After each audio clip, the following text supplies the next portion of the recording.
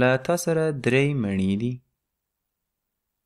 زه درته 7 نورې مڼې هم درکوم. 7 نورې مڼې هم درکوم.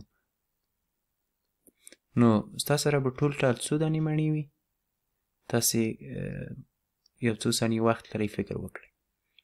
که چیرې له 3 سره 7 نورې جمع کړو نو څو کېږي؟ که چیرې له 7 سره 3 زیات کړو 8 9 10 نو له تا سره به ټول ټال 10 مڼې وي. که چیرې دا ځل د مڼو په ځای له یو سمبول څخه کار واخلو، د مثال په ډول ووایو چې له تا سره 2 مڼې دي. 2 مڼې دا ځل مڼه په ای سره ښیو.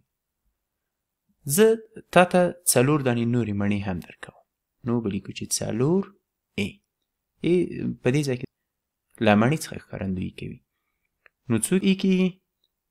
تاسې لږ څه فکر وکړئ. که چیرې له 2 سره 4 زیات کړو څو کېږي؟ 6 ای. دا په څه معنی؟ په دې معنی چې موږ په دې ځای کې 2 ای لرو. وبه لیکو چې د ای جمع ای جمع 4 ای نورې لرو په دې ځای کې. دا به ورسره جمع کړو څو کېږي؟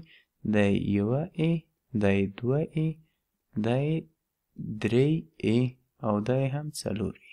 نو ټولې څو دانې شوې؟ د 1 2 3 4 5 6 ای لرو. دا نه یوازې دا چې له مڼو څخه ښکارندویي کوي بلکې کولی شي هر څه واوسیږي. کولی شي موږ ووایو چې ای په دې ځای کې زموږ او تاسې ای له کتابونو څخه ښکارندویي کوي، یا ای د قلمونو له شمېر څخه ښکارندویي کوي، یا هر څه کېدلی شي چې ووایو. راځئ چې له دې څخه لږ نور څه هم په لنډه توګه ولیکو چې معمولا له هغې څخه موږ په الجبر کې زیات کار اخلو. که چیرې ولیکو 5x منفي 2x څو کېږي؟